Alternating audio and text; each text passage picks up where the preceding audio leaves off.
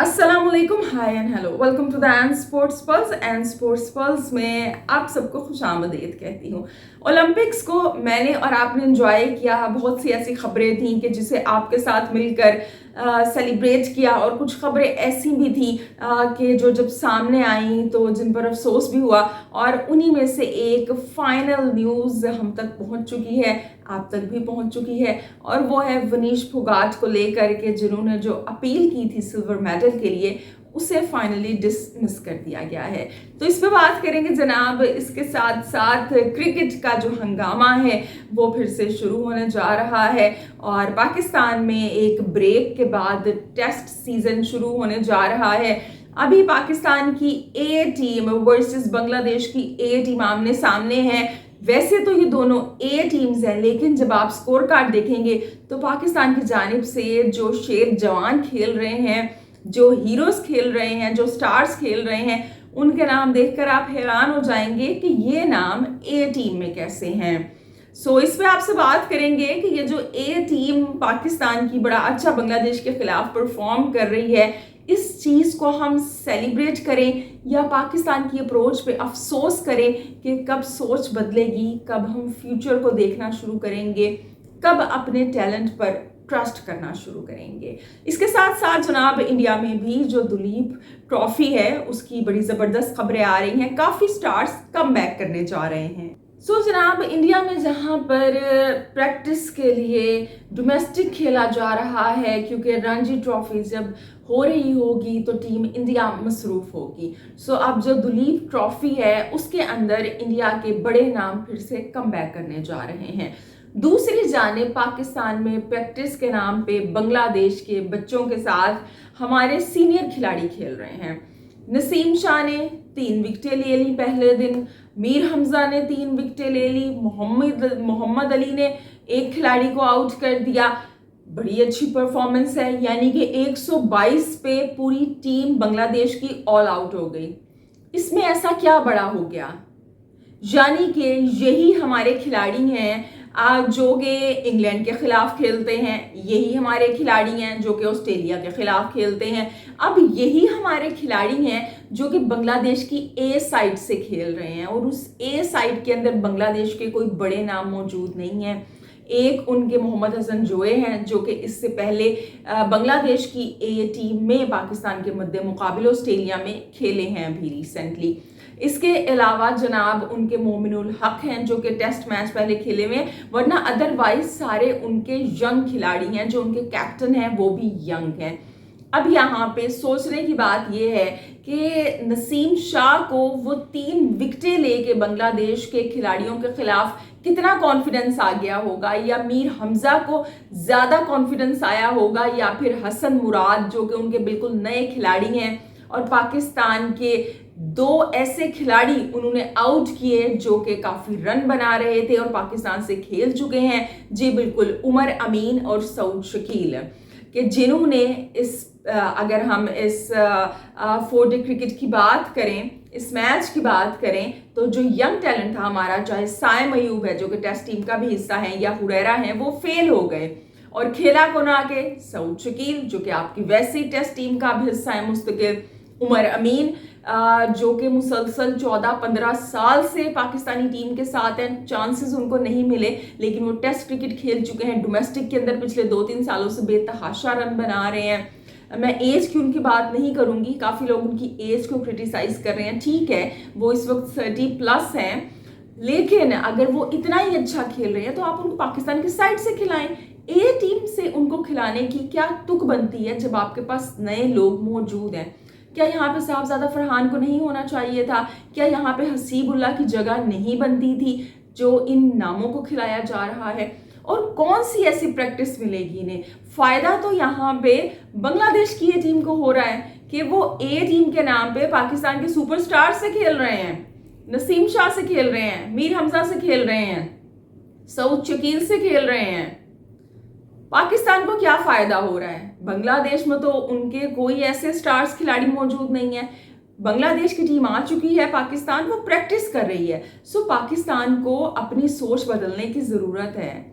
अगर मीर हमज़ा की प्रैक्टिस नहीं भी थी या नसीम शाह ने काफ़ी अरसे से लॉन्ग फॉर्मेट नहीं खेला, रेड बॉल क्रिकेट नहीं खेली है, तो बांग्लादेश की साइड के सामने आके वो खुद को टेस्ट करते हैं।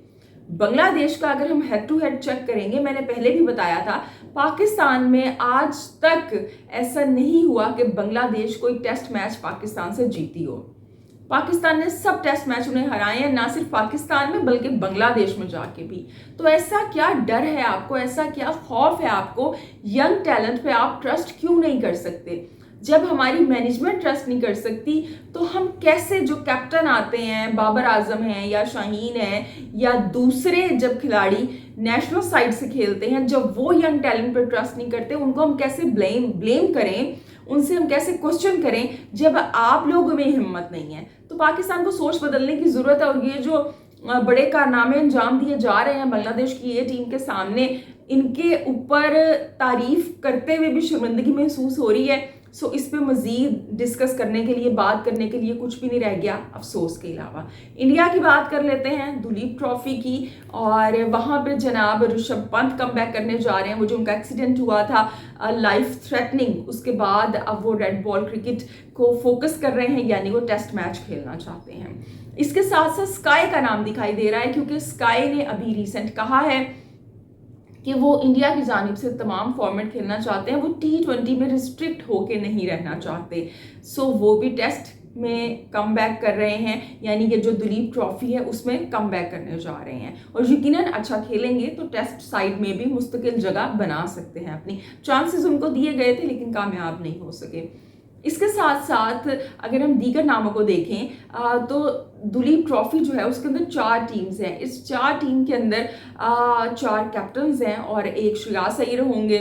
श्रेयस अय्यर अपना कमबैक करने जा रहे हैं, वो जो डोमेस्टिक ना खेलने की वजह से उनको नहीं दिया गया था कॉन्ट्रैक्ट। इसी तरह से ईशान किशन भी एक नाम है जो कि कमबैक करेंगे, इनके साथ भी इसी तरह से हुआ था श्रेयस अय्यर वाली स्टोरी। लेकिन श्रेयस अय्यर जो थे वो लकी कि जनाब वो लखनऊ सुपर जायंट्स का हिस्सा थे, और जब वहाँ के मेंटर बने फिर इंडिया के हेड कोच, तो वो अपने कैप्टन को लेके आ गए टीम इंडिया के अंदर, और उन्होंने इसी वजह से खेल भी लिया टीम इंडिया से। हमने देखा कि श्रीलंका के खिलाफ। लेकिन ईशान किशन तो उस टीम का हिस्सा नहीं थे। ईशान किशन की तो तब ही बारी आएगी जब वो डोमेस्टिक खेलेंगे, तो वो डोमेस्टिक खेल रहे हैं। सो श्रेयस अय्यर का कमबैक हो रहा है। इसी तरह से ईशान किशन फिर से डोमेस्टिक खेलते हुए दिखाई देंगे। शुभमन गिल खेलेंगे, एक टीम की कैप्टनसी भी कर रहे हैं। इसके अलावा जो ऋतुराज हैं वो खेलेंगे, ऑफ कोर्स वो भी एक टीम की कैप्टनसी कर रहे हैं। एक टीम के जो कैप्टन है वो अभी मानव है मेरे ख्याल से। और इसी तरह से अगर हम दीगर नामों की यहाँ पे बात करें तो कुलदीप यादव हैं, वो आपको खेलते हुए दिखाई देंगे। यहाँ पे जो लोग इंतज़ार कर रहे थे रोहित या विराट के खेलने का, तो जनाब उनको ब्रेक दिया गया है, वो खेलते हुए आपको नहीं दिखाई देंगे, क्योंकि मेरे ख्याल से दोनों अब इस लेवल पे पहुँच चुके हैं, ख़ासतौर पर T20 वर्ल्ड कप जीतने के बाद, कि मेरा नहीं ख्याल कि आपको मज़ीद डोमेस्टिक साइड पे ये दोनों खिलाड़ी खेलते हुए दिखाई देंगे। इसी तरह से जसप्रीत बुमराह को रेस्ट दिया गया है, आपके पेसर हैं, और हार्दिक पांड्या नहीं दिखाई देंगे।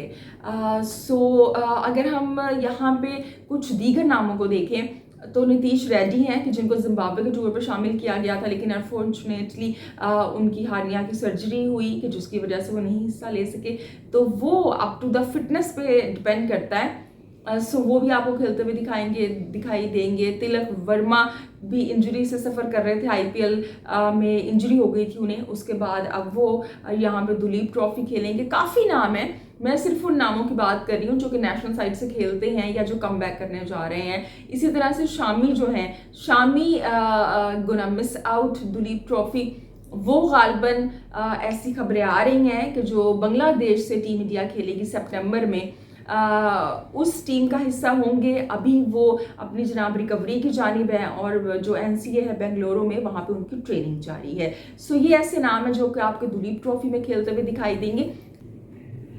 ये जो दुलीप ट्रॉफी है ये बेसिकली ट्रॉफी नहीं है, इससे BCCI की अप्रोच पता चलती है। वो जो कहा था कि भाई आपने डोमेस्टिक क्रिकेट को फोकस करना है, वो हमें पता चल रहा है कि खिलाड़ी फोकस कर रहे हैं। जो दीगर खिलाड़ी हैं फर्स्ट क्लास के, उनमें तो खेलनी होती है। बात यह है कि आपके वो स्टार्स खेलें जो नेशनल साइड के हैं, और वो हमें खेलते हुए दिखाई देंगे यहाँ पे। और अच्छी बात यह है कि आपके जो खिलाड़ी हैं वो रेड बॉल से फर्स्ट क्लास से भाग नहीं रहे हैं। उनको पता है कि हम अच्छे प्लेयर तभी बनेंगे जब हम रेड बॉल को फोकस करेंगे। सूर्या कुमार यादव की मिसाल हमारे सामने है, जो कि खुद से कह रहे हैं कि मैं टेस्ट खेलना चाहता हूं। और पाकिस्तान में अगर आप देखें तो यहाँ पे हारिस रऊफ हो गए या शादाब हो गए, खुद से टेस्ट से भागते हैं, लीग्स की जानी प्रेफर करते हैं। यही वजह है कि परफॉर्मेंस डे बाय डे नीचे आती जा रही है। लॉन्ग टर्म विजन आपका कुछ है ही नहीं, प्लानिंग कुछ है ही नहीं, सिर्फ लीग्स खेल लें और पैसे अर्न कर लें। ना सिर्फ इंडिया में, बल्कि अगर हम दीगर खिलाड़ियों को भी देखें दुनिया में जो वाकई मुल्क के लिए कुछ करना चाहते हैं, वो आपको रेड बॉल को फोकस करते हुए दिखाई देंगे।